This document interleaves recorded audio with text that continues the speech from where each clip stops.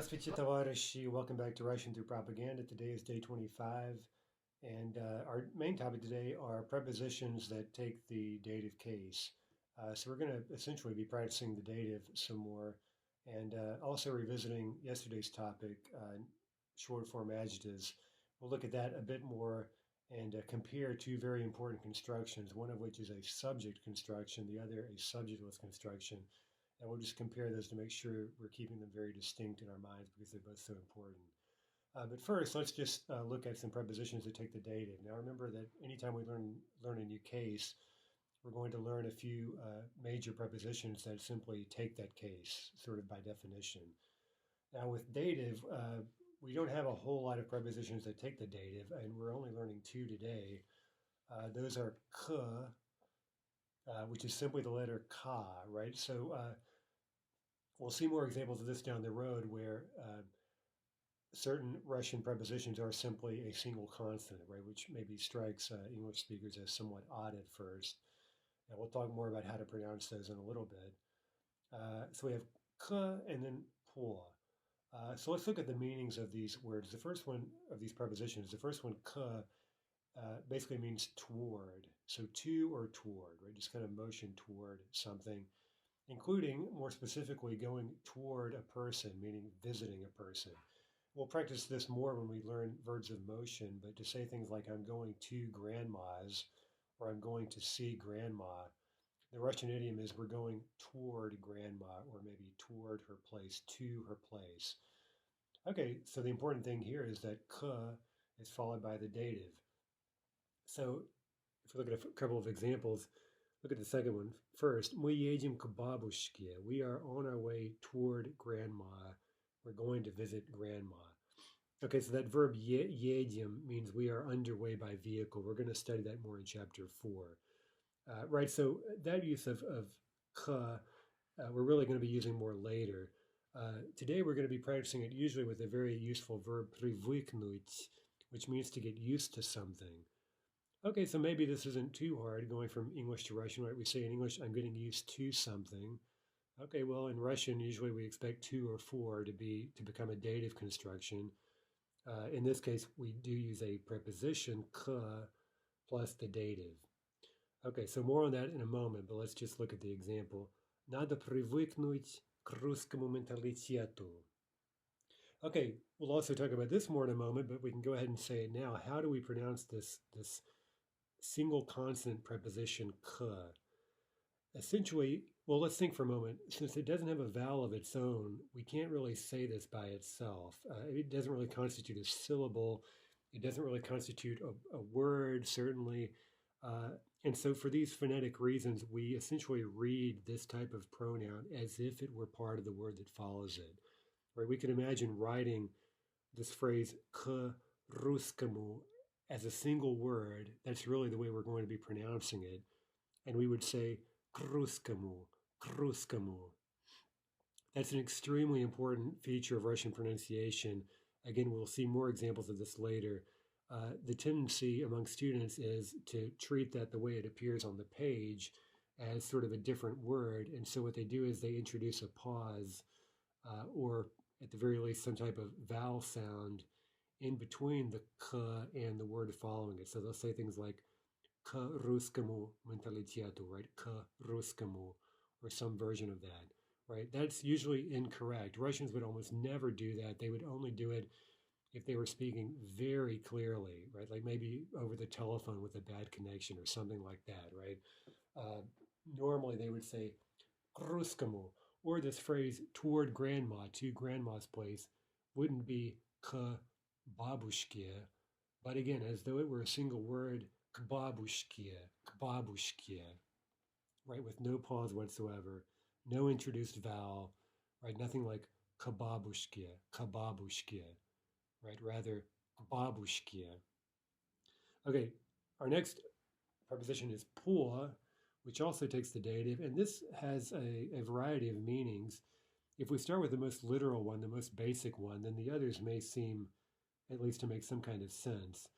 Мы гуляем по улице. We're strolling along the street. So по describes going down a path, along a path, or around an open space. Мы гуляем по городу, right? По городу, around the city. We're kind of covering this open space, going all over the place. Or again, down a certain kind of more or less linear path. По улице. Okay, by the way, what does the word via mean? Any Latin scholars here? It means originally a road or a way, via. Okay, so nowadays it means sort of by means of, right? Like call someone via telephone or something like that, or by telephone, or by email.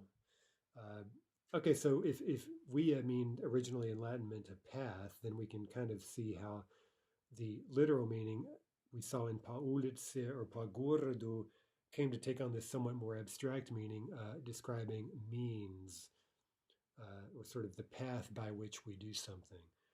Я позвонил отцу по телефону. I called him by telephone, via telephone. Я пишу маме по электронной почте. I'm writing her via email, by email. Okay, now even more abstractly, according to, in accordance to, in accordance with something.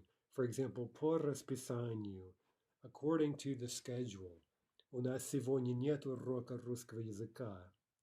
Or, по моему мнению, это не так.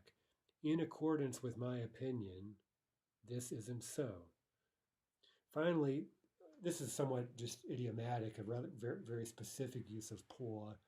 That is to talk about academic disciplines, right? So in English, we'd say something like, "I've got a Russian history lecture," right? Or "I have a Russian textbook."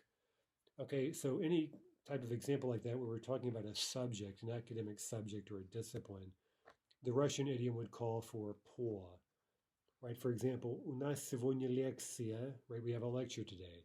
Okay, what is the lecture in? What subject is it in? That's going to call for по plus the dative. По русской истории. So a Russian history lecture or a lecture in Russian history is simply лекция по русской истории. Or это новый учебник по русскому языку. This is a new textbook, учебник. Okay, what subject is it in? What is it about? По русскому языку. Okay, if we look at a quick poster, вперед к победе коммунизма, onward, toward the victory of communism, right? So we have к followed by победа in the dative, meaning victory, a feminine noun, and then we have a masculine genitive, right? Коммунизм, the genitive is коммунизма, onward toward the victory of communism. Okay, practice, again, the pronunciation, к победе, not к победе, right? We really want no pause whatsoever between those two consonants, к победе. Pretend as if it were written as a single word and pronounce it accordingly. Okay, let's just practice. Let's see how well we know our dative forms, right? Just using some datives after these new prepositions we've learned, starting with по. Right? Let's say this is это учебник по blank, right? This is a textbook in whatever subject. Okay, a textbook in the Russian language would be учебник по русскому языку. A textbook in philosophy would be an учебник по философии. Okay, there's that special soft, that exceptional special soft ending, философии, по философии. Number two, we have a lecture in Russian history. У нас лекция по русской истории. Again, that special soft, exceptional ending, истории. We have a lecture in Russian literature. У нас лекция по русской литературе. Right, feminine dative. I'm trying to solve a problem in math. Or again, in English, we'd simply say, I'm trying to solve a math problem. But in Russian, the best way to say that idiomatically would be a problem in math. Решаю задачу по математике. Or a physics problem. Решаю задачу по физике. Okay, I'm reading a textbook on chemistry. Читаю учебник по химии. or a textbook in the history of literature, on the history of literature. Читаю учебник по истории литературы.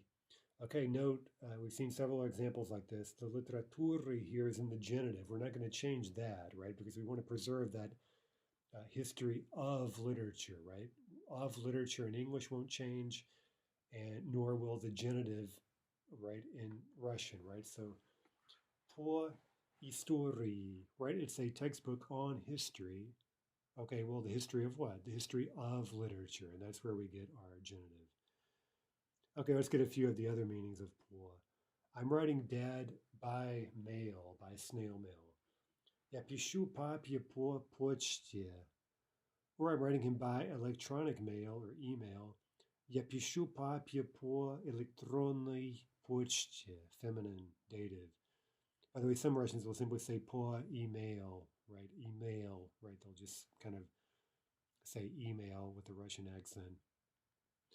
Number 6, я звоню маме по... Okay, I'm calling to mom. Remember this word звонить, this verb takes the dative, right? We're calling mom. She's appearing here in the dative.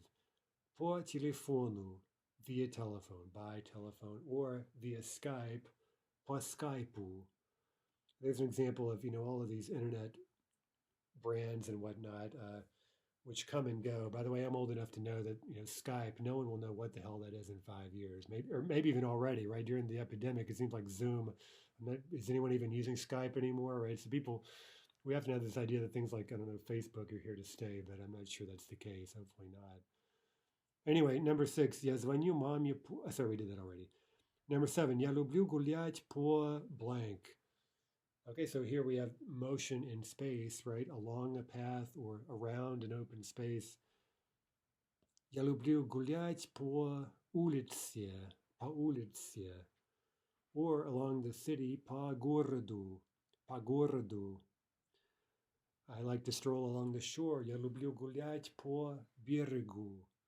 Or around the park, right? По парку. Гулять по парку is to stroll around the park. Okay, here's another expression using по, kind of a specific little expression talking about your opinion. Okay, so the noun for opinion in Russian is мнение. It's a special soft neuter noun. And so the idiom is something like in accordance with someone's opinion, in accordance with my opinion, or according to his opinion or her opinion, right? So here too, we're using по, right, in the sense of in accordance with or according to.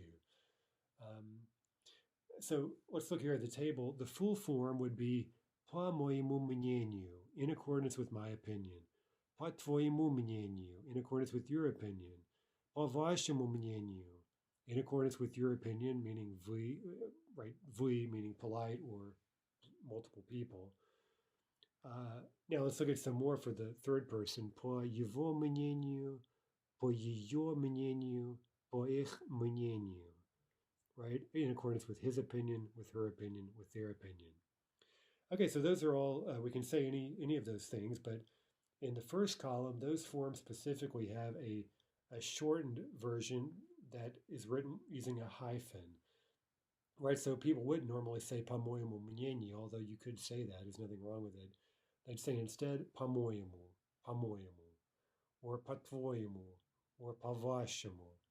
Right? In my opinion, in your opinion, ты versus вы. Okay, so here are some questions using these examples, and you could answer the question saying по-моему, right? In my opinion. For example, русская литература хорошая или нет, по-твоему? Okay, so how is it in your opinion? In your opinion, is Russian literature good or not? So you'd answer, по-моему, да, русская литература хорошая, it's good. And that's the only correct answer, by the way. Of course, Russian literature is good. This really isn't a matter of opinion. It's a matter of fact, if you ask me. Okay, some other questions. Она интересная или нет? Она обычно смешная или грустная? Right, is Russian literature usually funny or sad? Well, most of us would probably say sad first, but a lot of Russian literature is also incredibly funny, although we might not normally think of it that way. Okay, number 2, русская кухня, по-твоему, интересная или нет? Is Russian cuisine, in your opinion, interesting or not? А вкусная, right? Follow-up question. Is it tasty? Странная, is it strange? Is it острая? Which literally means sharp, like a sharp knife or something, but that word also means spicy. Кто, по-твоему, самый лучший русский писатель? Who, in your opinion, is the best Russian author? Может быть, Толстой, Pushkin, Dostoevsky? Well, that's a matter of opinion. Of course, most Russians, I think, almost universally, of course, everyone has their own favorites, but if you just ask kind of point blank, who's the greatest Russian writer, then Pushkin is number one, I think, for almost anyone. It's kind of hard to dispute that ultimately. Of course, when it comes to Tolstoy and Dostoevsky, you often hear this old kind of cliched and, in my view, rather inane question of, are you a Dostoevsky person or a Tolstoy person? To which my response is yes. Right? Why on earth would I have to choose between these two authors? Right? It's just, to me, it's just rather silly. And I don't understand why someone would want to limit themselves in this way, right? In terms of preferring the one to the other. Why not read both and learn from both of them and take each for what they are instead of cooking up this kind of idiotic dispute? Similarly, people often ask, are you a Moscow person or a Petersburg person or something? Well, again, yes, right? Each city has plenty to offer. They're different. They're both fun. Anyway. Okay, let's look at a few more examples with this single consonant preposition. Now, again, we'll see more examples of this later, including in the next chapter. We'll be practicing this kind of thing a lot. But for now, we just have k. Okay, so remember the trick is we have to pretend that the k and the word directly following it are a single word in terms of how we're pronouncing them. We're pronouncing them exactly as if they were written all together as a single word. Okay, so let's say нам надо привыкнуть. We need to get used to these things. And here we have 4 examples. Okay, take a stab at it yourself, and then I'll repeat it and see if you're saying it correctly. So to Russian food would be к русской еде, right? К русской. Okay, so again, no pause, no vowel, nothing whatsoever coming in between the k and the r, right? К русской еде. Okay, we're getting used to such weather.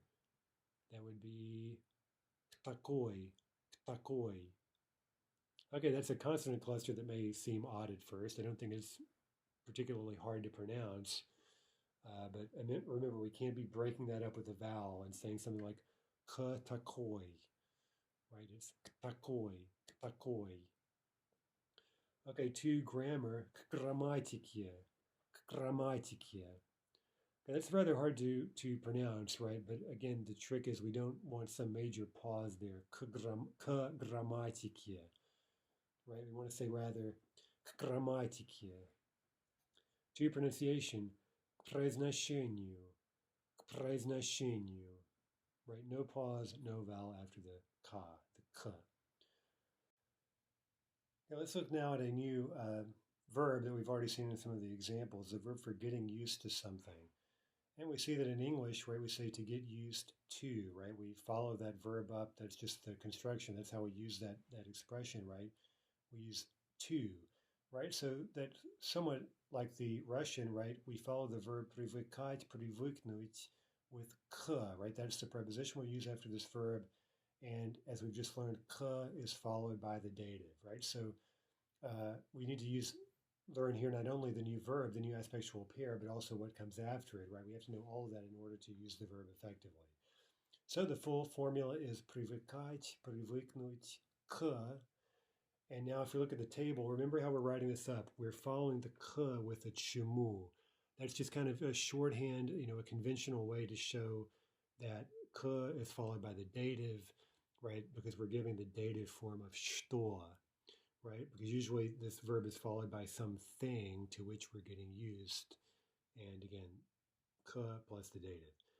Okay, let's look at the conjugation patterns here.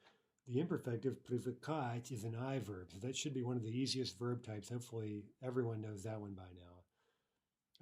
Привыкаю, привыкаешь, привыкает, привыкаем, привыкаете, привыкают.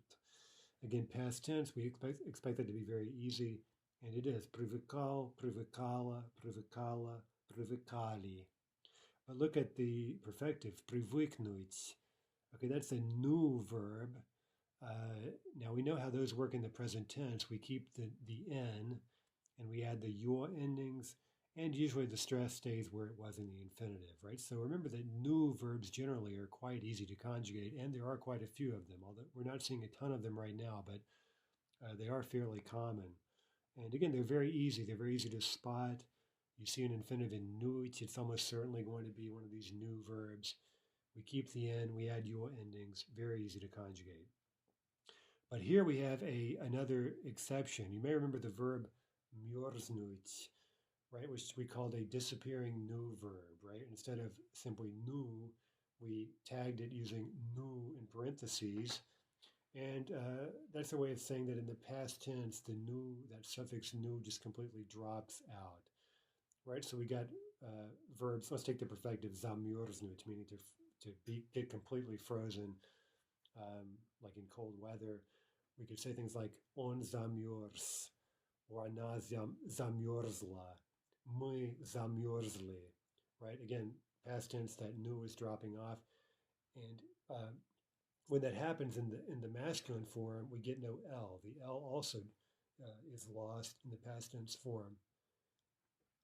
Okay, so let's look back at the table. We see that again, now we conjugate привыкнуть, since it's perfective, the conjugated forms are going to be automatically future tense. So that would be я привыкну, I will get used. Ты привыкнешь, you'll get used to something. Он или она привыкнет, мы привыкнем, вы привыкнете, они привыкнут. Okay, so all those are future tense. We will get used to something. Okay, and then again, we would follow this with k plus a dative. Now look at the imperative привыкни,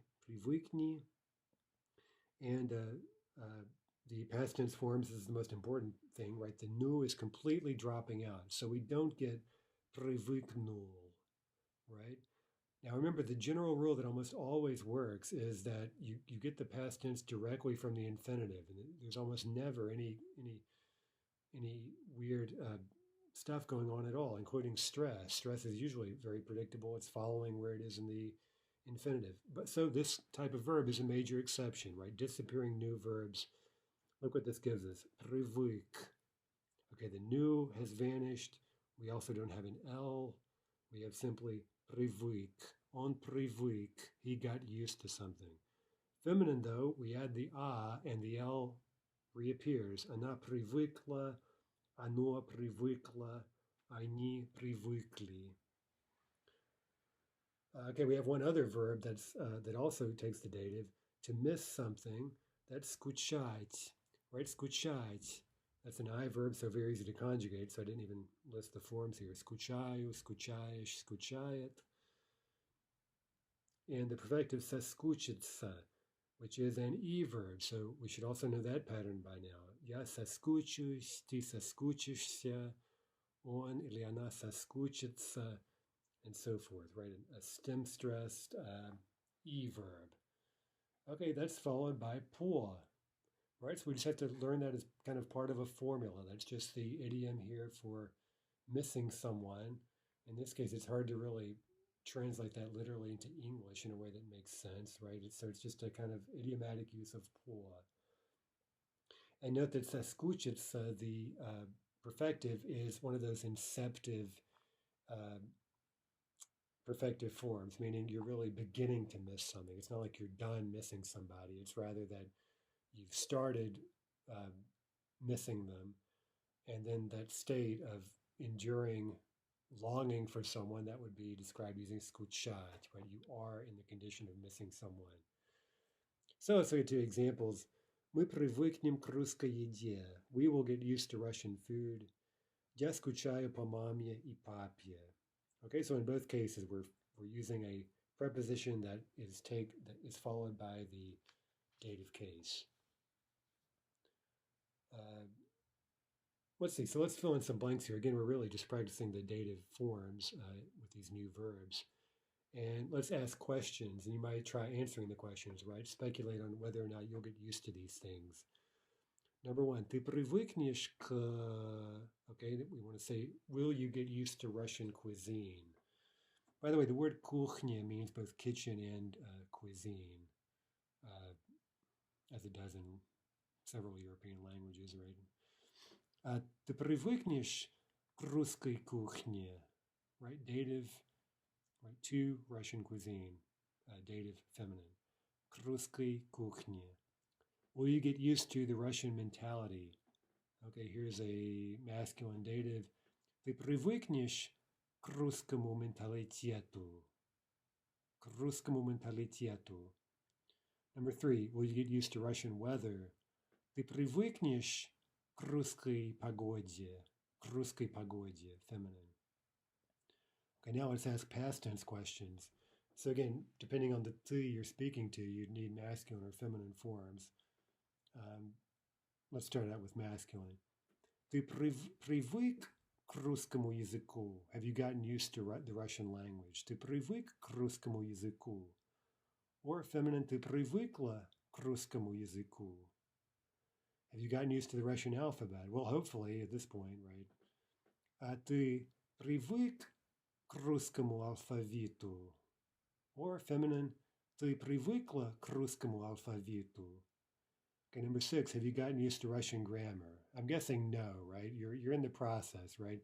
So we could say, by the way, you could instead of saying я привыкаю к русской грамматике, right? Dative feminine, я привыкаю, meaning I'm in the process of getting used to it. But maybe you're an advanced student and you would say, да, я привык к русской грамматике, или я привыкла к русской грамматике, or of course you could just negate it and say, no, I haven't completely gotten used to Russian grammar, or I haven't successfully gotten used to Russian grammar. Я не привык к русской грамматике. Okay, let's ask who you miss. Ты скучаешь по blank in the dative? Okay, do you miss your dog? Ты скучаешь по собаке? Right, feminine dative. Or ты скучаешь по кошке?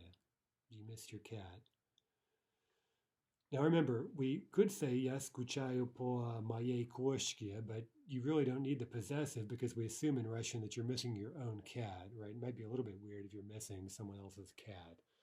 Okay, so of course, again, if we needed to make that clear, then of course we could throw in a moje or tvoje or его or whatever possessive expression. Okay, do you miss your home? Ты скучаешь по дому, по дому? Next one, number 9, do you miss your family? Ты скучаешь по семье, right? Feminine. Number 10, do you miss your brother or your sister? Ты скучаешь по брату или сестре? Number 11, do you miss your old friend? Ты скучаешь по старому другу? Or your old female friend. Number 12, ты скучаешь по старой подруге, по старой подруге? Okay, some more discussion questions. По кому? Okay, note the dative form of кто, right? Or the dative of что, right? По кому или чему ты скучаешь сейчас? Okay, again, we're using the по because that's the formula for this verb скучать. We're asking whom or what do you miss right now? По кому или почему ты скучаешь сейчас? По семье, по собаке или кошке, или по дому вообще? Or, right, or do you miss your house, your home, generally speaking? Number 2, ты соскучишься по дому, когда ты будешь в России? Okay, what would be the English translation of this? Again, we always have to think about aspect. Well, this isn't скучать, it's a form of соскучиться, which is perfective, right? So we've just conjugated that form. The result is future tense, right? Will you start missing your house when you will be in Russia, right? So when you're in Russia, will you start missing home? А ты будешь скучать по России, когда ты будешь дома? Okay, now we're asking about an ongoing state. right? Will you miss Russia? Will you be in a state of missing Russia when you will be home, right? So when you're back home, will you miss Russia? Okay, so again, the first question is asking about the beginning of this feeling, right? Will you get this feeling of missing home? And the second one is focused more on the ongoing, right? Will you have this ongoing longing for Russia when you'll be home? Okay, number 3. К чему ты привыкнешь в России, а к чему ты никогда не привыкнешь? Okay, again, this is a future tense question because we've conjugated привыкнуть, right, the perfective. So we would translate this in English as to what will you get used in Russia, right? What will you get used to in Russia? And to what will you never get used, right? What you never get used to in Russia. К чему ты никогда не привыкнешь? Почему ты так думаешь, right? Why do you think that's the case?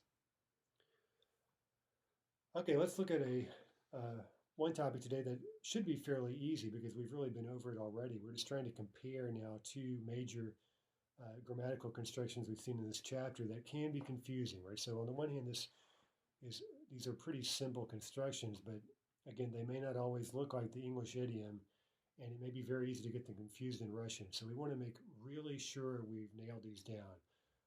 It's a mistake to think maybe, oh, this is too simple and I'll just move on, right? We really need to make sure we understand what's going on here. So as necessary, go back, read the explanations, compare, look at examples, and really try to understand what the Russian is literally saying. Remembering, as always, that the English may not always be very helpful. Okay, so let's compare subject constructions and subjectless constructions. Okay, so the subject constructions we're looking at here, we saw yesterday, right? Nominative, meaning a subject in the nominative case, linking verb, which may be understood in Russian in the present tense, and then a predicate adjective, right? Okay, so let's think, we're saying these are subject constructions. What do we mean by that? Well, it's very simple. We mean there's a subject. There is a subject in this construction. Okay, what does that mean in Russian? To have a subject, a grammatical subject, we have to have the nominative case in Russian. There's no doubt about it. Okay, so in a certain way, this is much more cut and dried in Russian grammar than it may be in English, right? Because we're thinking so clearly in terms of case. Okay, so yesterday we saw how to use these very simple constructions with predicate adjectives, and we talked about how certain adjectives in this position would almost always be used in their short forms, right? So, for example, мой брат голоден, моя сестра голодна. Okay, do we have subjects in those sentences? Yes, of course, brat and sestra. Okay, for that reason, the predicate adjective, right, what is that doing? It's pointing back to the subject. It's modifying the subject. Therefore, like any adjective, it has to agree with the subject. In this case, right, the important thing is gender, right? So, brat голоден, сестра голодна. Okay, how would we turn that sentence into a past tense sentence? Well, nothing would change except for the verb, right? In this case, the verb can no longer be understood, but we've got to use a past tense form of быть. Okay, we have a subject, right? So of course, the verb is going to change its form to agree with its subject. Мой брат был голоден. Или моя сестра была голодна. Okay, what if we made this future tense? Well, again, we would have to include the verb. That'll be буду, будешь, будет, etc. Right? We need a future tense form of will is, meaning will be. Мой брат будет голоден. Моя сестра будет голодна. Okay, so if you look over that table, again, those are pretty simple, pretty basic constructions in Russian. Now remember that if we were using an adjective that we haven't said is used frequently in its short form, then we would simply use the long form. For example, мой брат старый, right? Or моя сестра старая. My brother is old. The only thing changing there is we're using a long form adjective instead of the special short form adjective. But again, it would still be a subject construction. We would still use the same method to make it past or future tense. Very simple subject expressions. Okay, now compare that with a topic we looked at earlier, in terms of learning the dative case and how to use it, subjectless constructions. Okay, so remember examples like this where we were using adverbs like холодно, right? Talking about how feelings, right? Sort of what feeling is in the air, what vibe is in the air, how things are going, kind of this rather vague type of expression. So we said that холодно could be a full sentence, right? Холодно means, it's like saying in English, it's cold, right? The air is cold, things are cold, this room is cold. Холодно.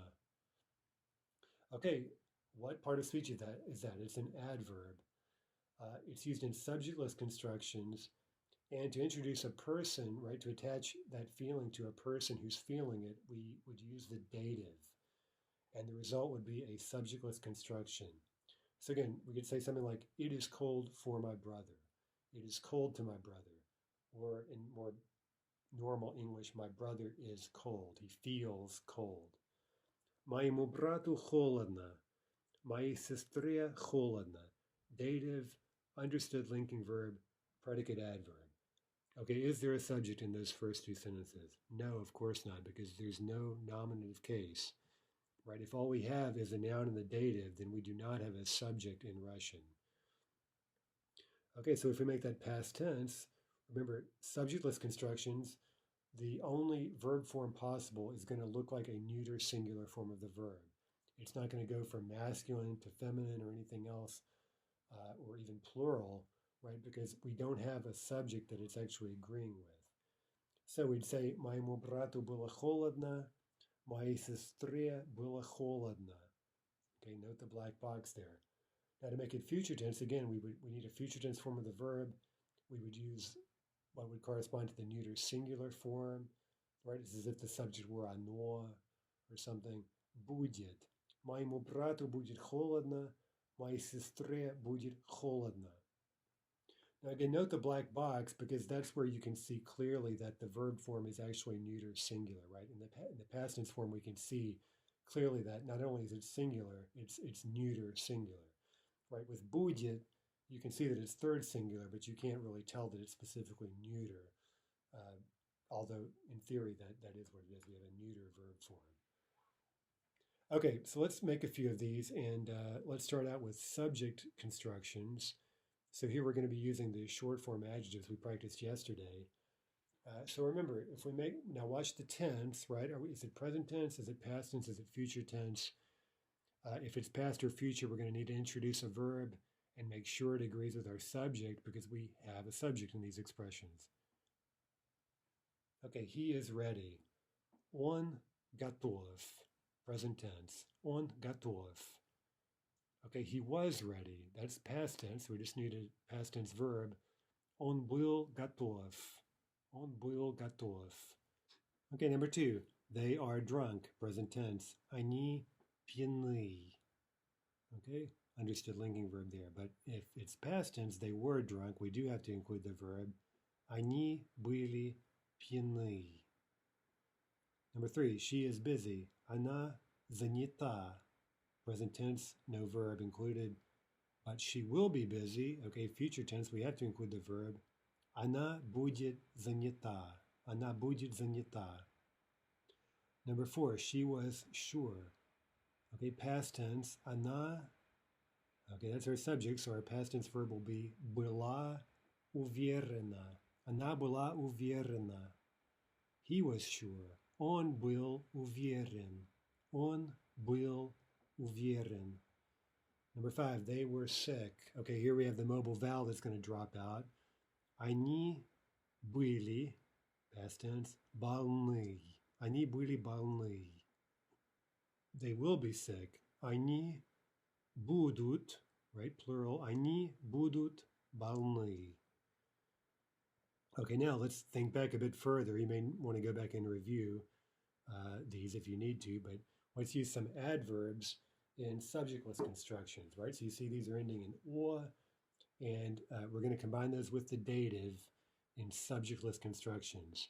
That means that any verb that appears can only look like the neuter singular form of that verb. Okay, he feels sad.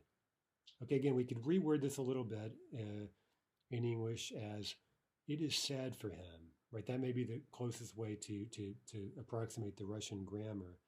Ему грустно. Ему, dative, грустно. Okay, he felt sad. Okay, past tense, subjectless. So, for example, it's not going to be ему был, right? That's the most likely mistake people make because they're thinking, oh, we're talking about a he. On top of that, in the English, he is the subject. He felt sad. But remember, not only is he not the subject here, we have no subject whatsoever. So, ему было грустно. Number 7, they are happy. Им весело. They were happy. Им было весело. Number 8, she feels good. Ей is our dative pronoun. Ей хорошо. She will feel good. Ей будет хорошо. Ей будет хорошо. Number 9, she was bored. Again, ей было скучно. He was bored. There I did it. Ему было скучно, right? It was boring for him. Ему было скучно. And number 10, they felt bad. Им было плохо. They will feel bad. Им будет плохо. Okay, we can continue this comparison by showing two different ways to talk about needing to do something, what you have to do, what is necessary to do, and so forth. Now, we already looked at the word надо, right? That was one of those modal adverbs we talked about, and we talked also about how those are used in subjectless constructions. So you could say things like надо работать, right? That's a full sentence. That would be like the Russian equivalent of the English. It is necessary to work, right? Надо plus the infinitive работать.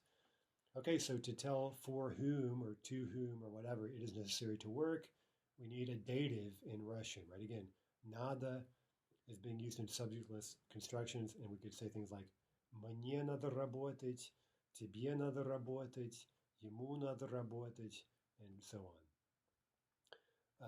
Okay, so let's look at a couple of tables here, right? If we compare, back to надо, this is a review. Моему брату надо работать, моей сестре надо работать.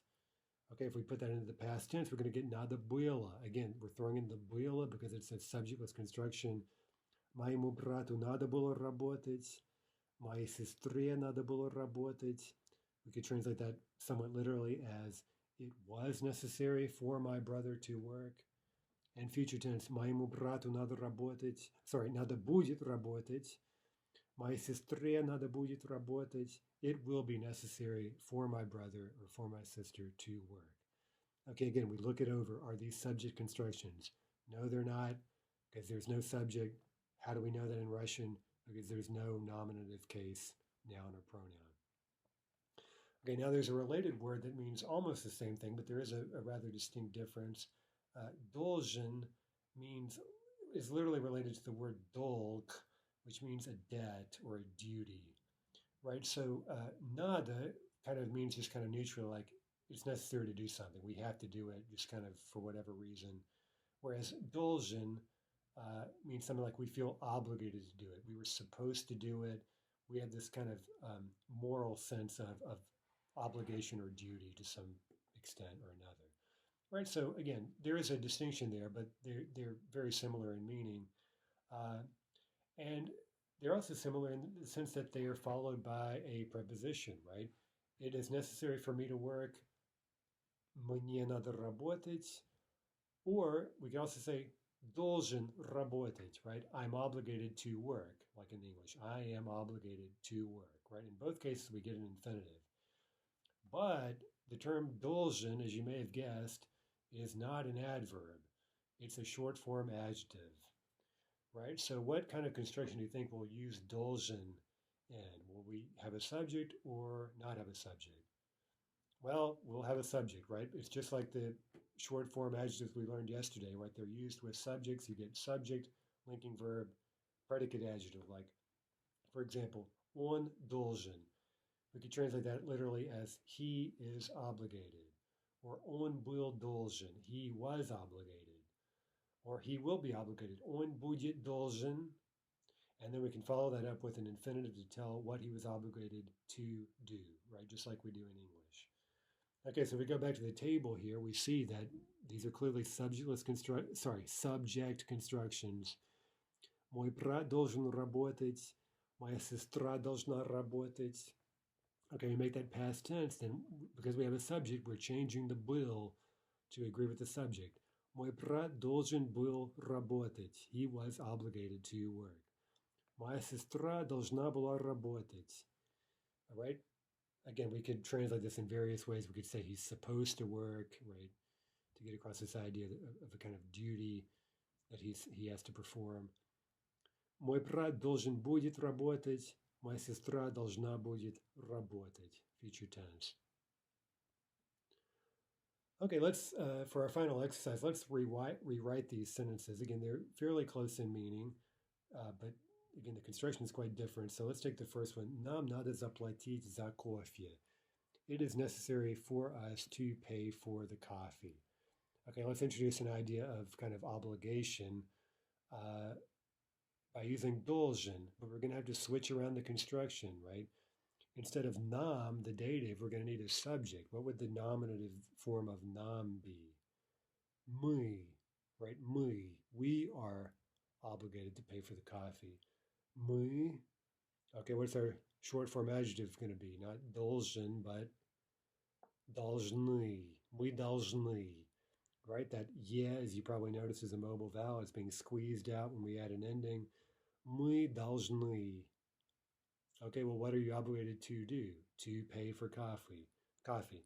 Мы должны заплатить за кофе. Okay, number two, here we have a subject expression. Моя сестра должна купить подарок. My sister is obligated to, or she's supposed to, or she ought to buy a present. Okay, let's just say that she needs to buy a present.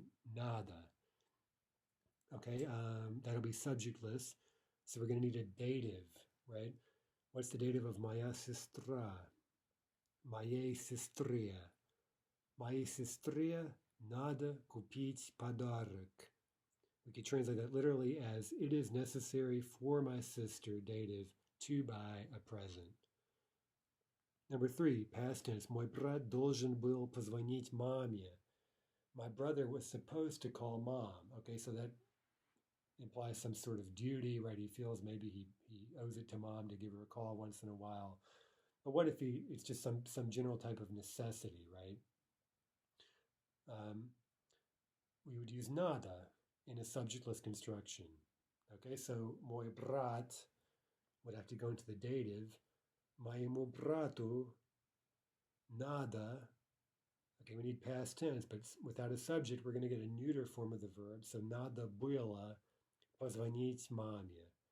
Моему брату надо было позвонить маме. We could translate that literally as it was necessary for my brother, dative, to call to mom. Remember, there in the Russian mamia, we're also getting the dative for the person we're calling. Number four, нашему другу надо было помочь нам. Okay, our friend had to help us. It was necessary for our friend to help us. Okay, let's focus on his sense of duty using должен.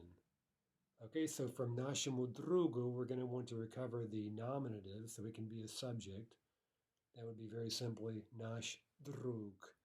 Наш друг, okay, masculine должен. Now we need to make that past tense. So since we have a subject, a masculine subject, the past tense will be был. Наш друг должен был помочь нам.